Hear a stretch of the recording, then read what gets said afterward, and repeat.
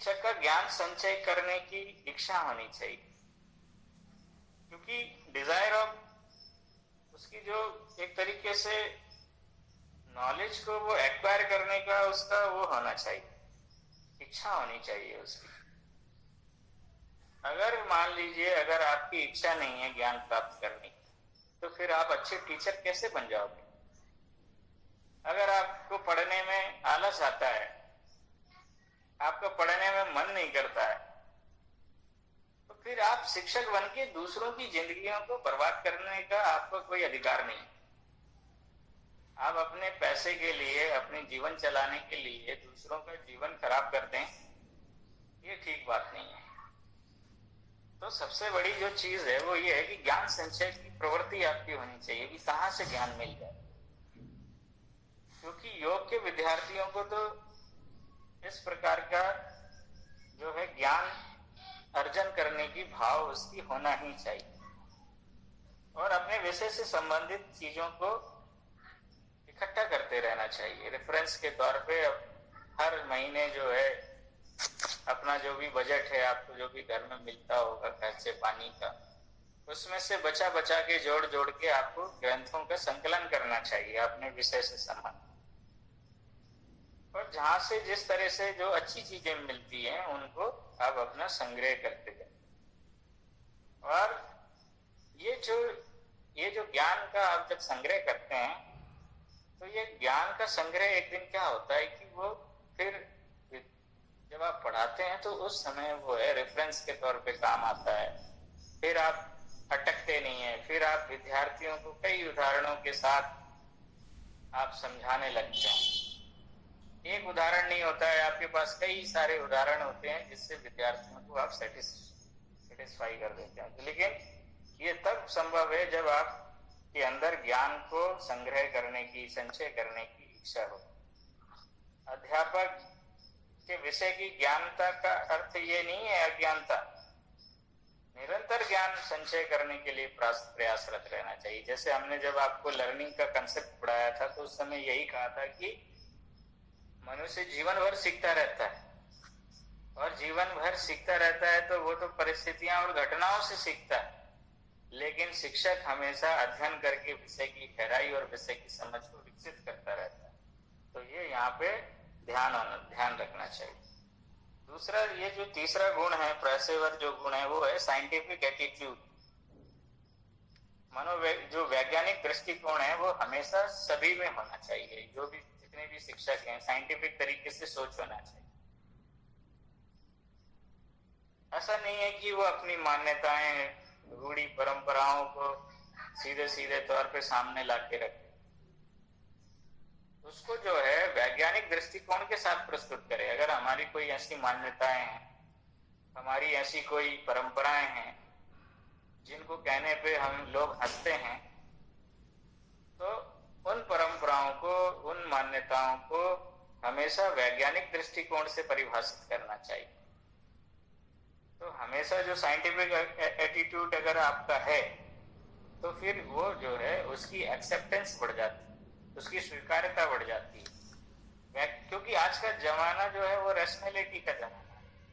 आप तर्कपूर्ण तथ्यों को जब आप सामने रखते हैं तब उसको मान लिया जाता है। अगर आपके तर्कपूर्ण तथ्य नहीं है, साइंटिफिक बेसिस नहीं है, तो लोग फिर आपको जो है नजरअंदाज करने लगेंगे। आप अगर हाइपोथेटिकली बातें करोगे या ऐसी बातें करोगे जिनका सिर पैर नहीं है, अनसाइंटिफिक बातें करोगे, तो फिर एक अच्छे शिक्षक होना थोड़ा सा मुश्किल है। लोग कोई भी आपको टोक सकता है। तो व्यावहारिक जीवन में साइंटिफिक एटीट्यूड होना बहुत जरूरी है। किसी भी तथ्य के पीछे उसका जो गूढ़ रहस्य है, उसका जो साइंटिफिक एक तरीके से इंटरप्रिटेशन उसका होना चाहिए। किसी भी चीज का वैज्ञानिक ढंग से उत्तर देने की क्षमता जो है वो शिक्षक में होना चाहिए। तो एक प्रकार से वैज्ञानिक दृष्टिकोण हमेशा अपना शिक्षक को रखना चाहिए।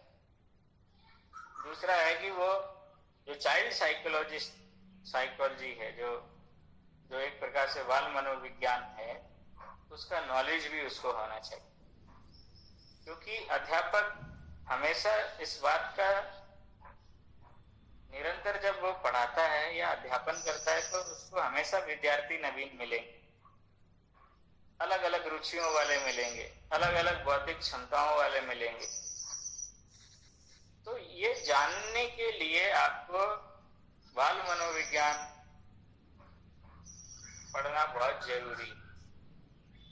और एक प्रकार से उनको कैसे प्रोत्साहित किया जा सकता है, जो भी साइकोलॉजिकल बेसिस है टीचिंग, जो भी शिक्षण के जो मनोवैज्ञानिक प्रिंसिपल हैं उनको आपको पढ़ना चाहिए, जिससे कि आप उन विद्यार्थियों को भली भांति हैंडल कर सकें।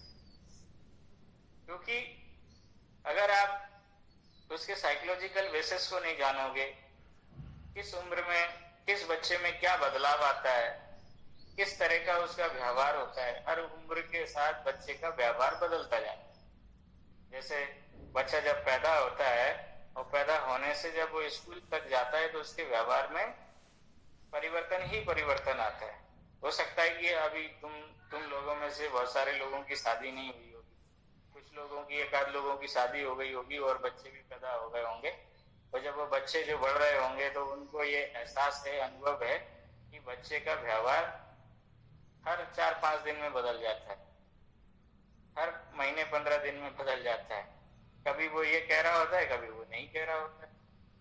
फिर बाद में उसको याद दिलाओ, चाहे कुछ भी करो, चाहे मन्नतें करो, तब भी वो कुछ नहीं कहता है।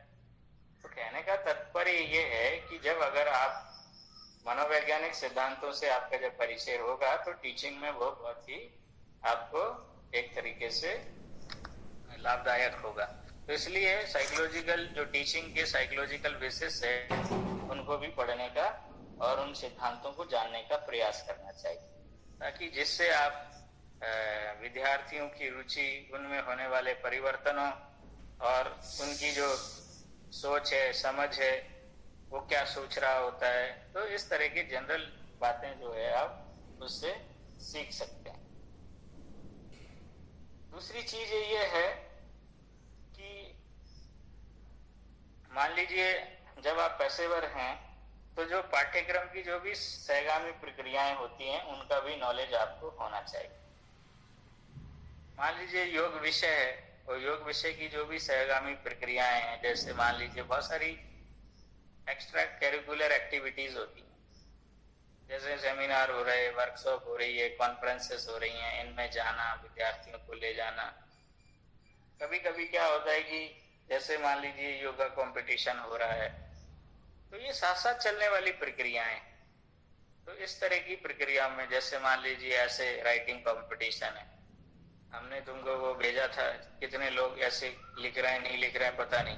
ये न्यू एजुकेशन पॉलिसी है, उसमें योग एजुकेशन का क्या रोल है, सकारात्मक है, नकारात्मक है, उसके इम्प्लीमेंटेशन के लिए क्या कर सकते हैं, इसके ऊपर जो है हमने निबंध लिखने के लिए कहा। तो ये एक तरीके से सहगामी प्रक्रियाएं।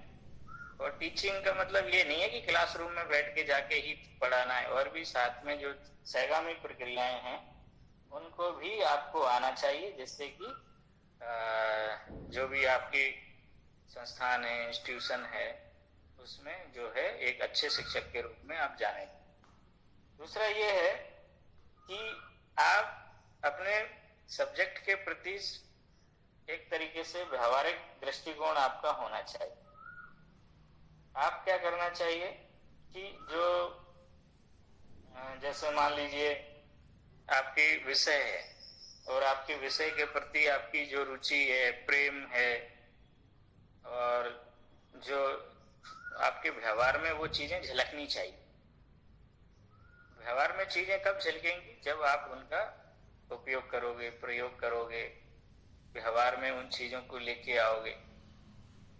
जैसे मान लो यम नियम है, तो यम नियम, कौन व्यक्ति यम नियमों का पालन करता है और कौन व्यक्ति यम नियमों का पालन नहीं करता है, कि ये उसके व्यवहार से दिखाई देता है।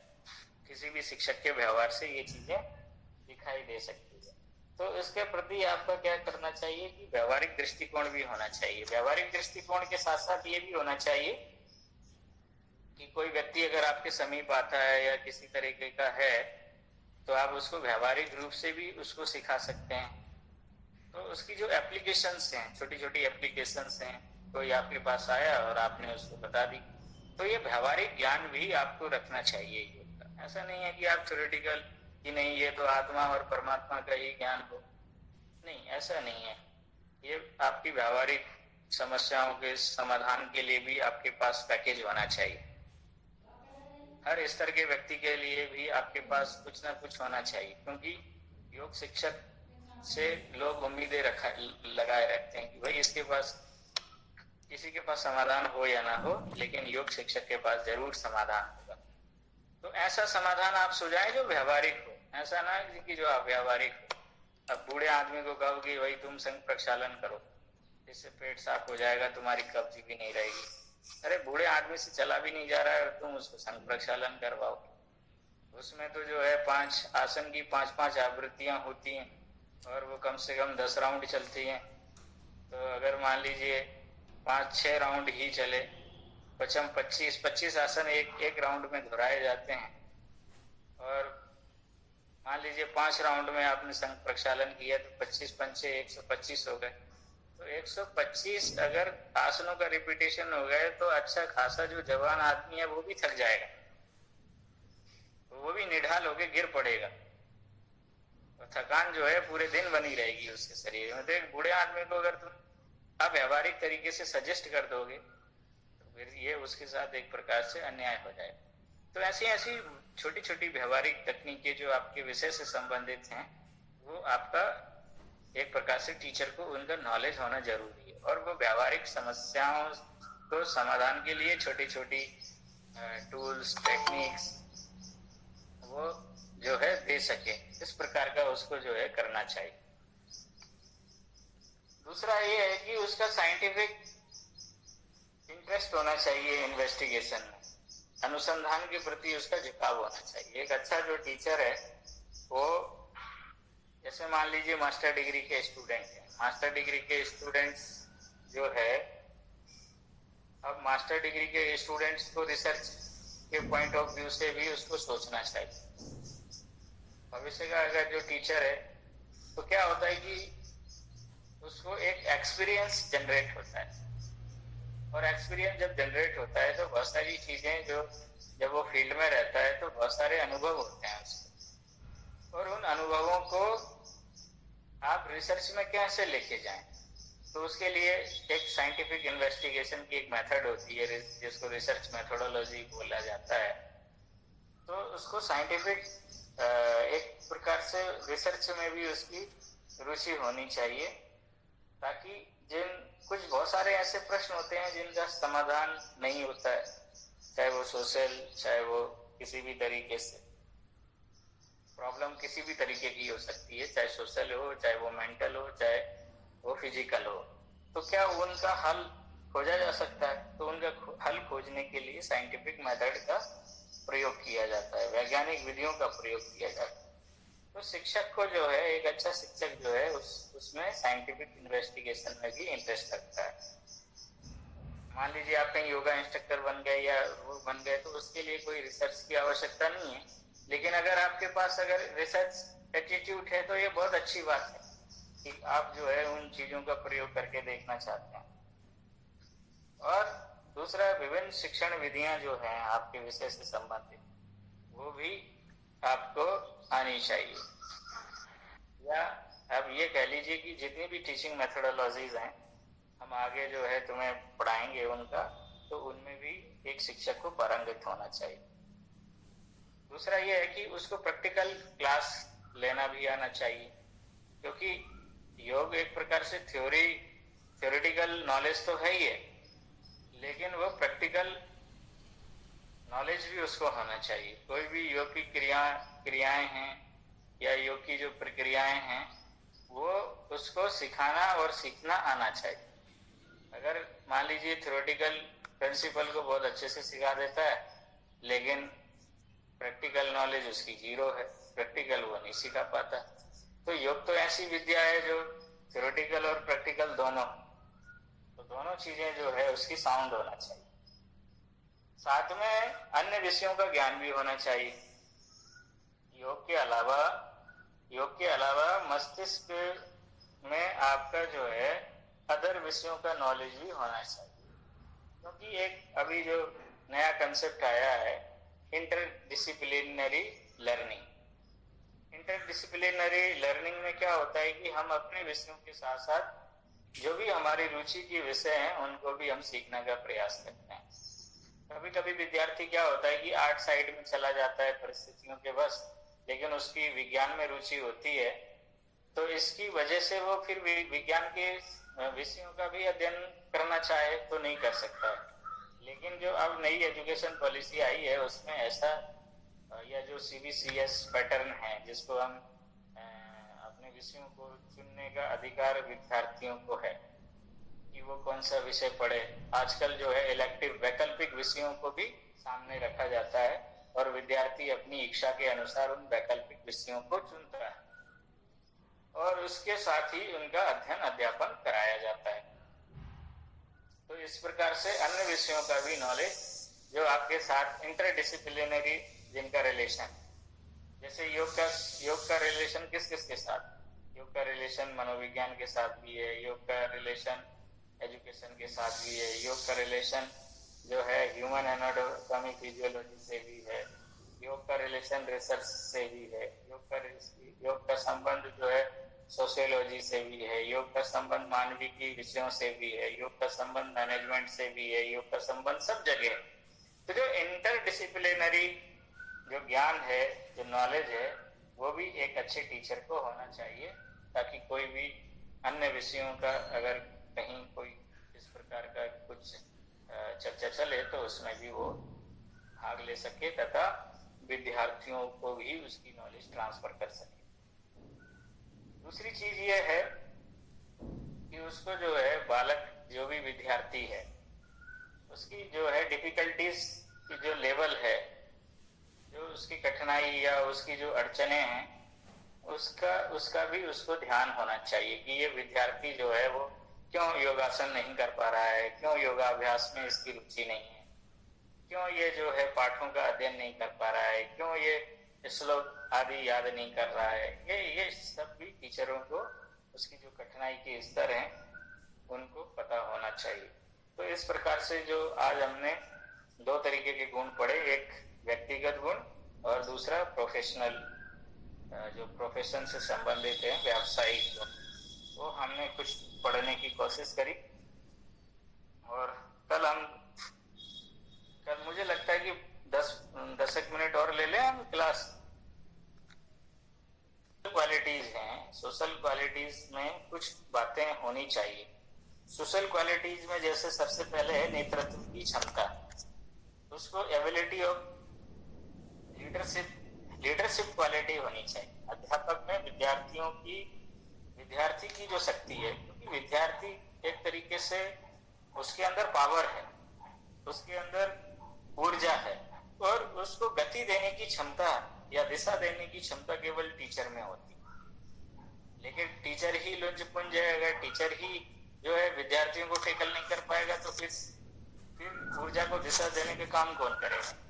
तो सोशल क्वालिटीज में सबसे इम्पोर्टेंट क्वालिटीज है कि उसका नेतृत्व क्षमता बहुत अच्छी होनी चाहिए, जिससे जो है वो विद्यार्थियों को मोड़ सके, विद्यार्थियों को उनकी क्षमताओं के अनुसार, उनके गुणों के आधार पर विद्यार्थियों की अनुशासनहीनता को भी नियंत्रित कर सके और उसको जो है विषयों में उसकी रुचि जागृत कर सके, ऐसा उसका व्यक्तित्व होना चाहिए। मतलब नेतृत्व की क्षमता एक शिक्षक में होना चाहिए, तभी जो है वो विद्यार्थियों पर नियंत्रण रख सकता है, विद्यार्थियों की क्षमताओं और उनके गुणों, उनके कला कौशलों के आधार पर उसको आगे बढ़ा सकता है।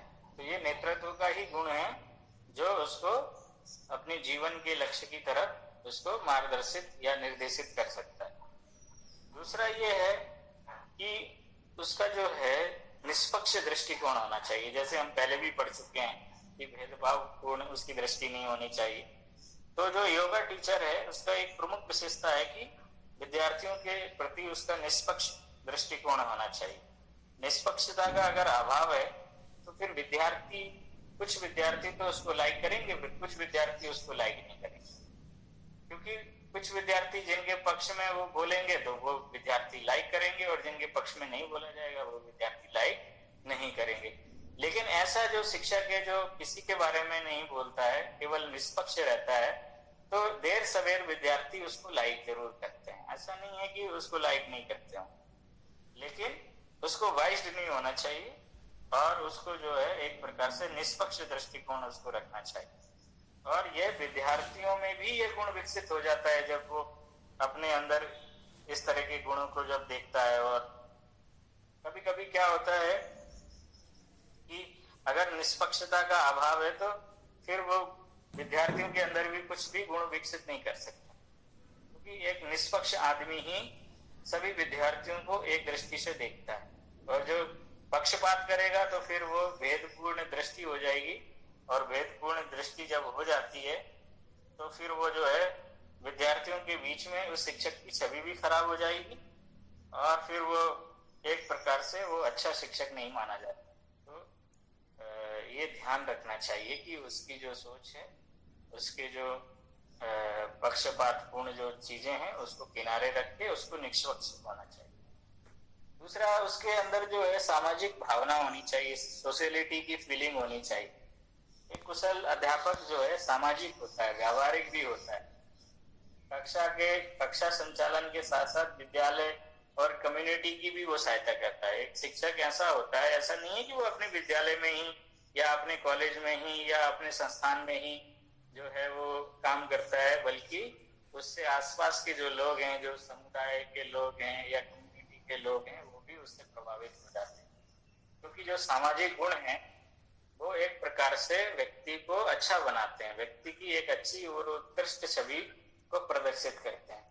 और साथ में जो शिक्षक है वो उसकी जो क्षमता है, दृष्टिकोण है उसका, ये सब जो है सामाजिकता में परिलक्षित होता है। तो जो आपके व्यक्तिगत अच्छे गुण हैं वो एक प्रकार से समाज में फैलते हैं, और शिक्षक को किसी को बताने की जरूरत नहीं होती है। उसके जो गुण हैं वो एक प्रकार से एक बल्ब की तरह है, ट्यूबलाइट की तरह है, या ये कह लीजिए कि सड़क पे जो जो जो लैंप होता है वो क्या करता है, वो लोगों को रास्ता दिखाता है, उजाला कर देता है, तो रास्ता साफ हो जाता है और लोग चलने लगते हैं। लेकिन शिक्षक वो बोलता नहीं है, वो अपने व्यवहार से बोलता है। अगर तुम लोगों को भाषण देने लग जाओगे कि नहीं अच्छा काम करना चाहिए, ये करना चाहिए, वो करना चाहिए, लेकिन तुम्हारे जीवन में वो चीजें नहीं दिखाई देती, या तुम केवल बोलते हो, लोगों की सेवा सहायता नहीं करते हो, तब फिर क्या होगा कि तुम्हारा कोई ज्यादा प्रभाव नहीं पड़ेगा। लेकिन अगर उस तरह की आपकी सोशलिटी है, सोशल वेलफेयर की भाव है, तो फिर आपका जो है सकारात्मक प्रभाव पड़ेगा। दूसरी चीज है कि उसको एक सांस्कृतिक व्यक्तित्व भी उसका होना चाहिए, क्योंकि हमारे जीवन में या हमारे आस पड़ोस में जब आप देखेंगे तो हर समाज की एक अपनी कल्चर होती है, हर शहर की एक अपनी कल्चर होती है, सांस्कृतिक विरासत होती है, परंपराएं होती हैं। जैसे ये हरिद्वार है तो इसकी एक अपनी सांस्कृतिक परंपरा है, ज्ञान की विरासत है। तो इस प्रकार की जो ज्ञान है और उसको भी जो भी सांस्कृतिक, जैसे हम विद्यालयों में, संस्थानों में सांस्कृतिक कार्यक्रम आयोजित करते हैं, तो इस तरह का जो एक तरीके से उसकी सांस्कृतिक अभिरुचि भी होनी चाहिए, जिससे उसको जो है टीचर्स को स्टूडेंट्स फिर जो है एक समग्र रूप से उसको जो है सोचते हैं। या जैसे मान लीजिए अगर आपको कोई शिक्षक के रूप में किसी संस्कृति के बारे में पूछा जाए, जैसे योग संस्कृति है या जैसे हरिद्वार की चीजें हैं, कला कौशल है, तो ऐसा नहीं है कि शिक्षक नीरस हो जाए, अपने आदर्शों को ही हमेशा लेके बैठा रहे। संस्कृति का अर्थ है कि स्वस्थ मनोरंजन भी होना चाहिए, ऐसे स्वस्थ आयोजन भी होने चाहिए जिससे विद्यार्थियों के मनों में सकारात्मक प्रभाव पड़े। तो इस प्रकार से कुछ ऐसे सोशल ट्रेड्स हैं, जो सोशल जो गुण हैं वो भी शिक्षक के अंदर होना चाहिए। तो हमने तीन तरीके के गुणों की अभी हमने यहाँ पे चर्चा की।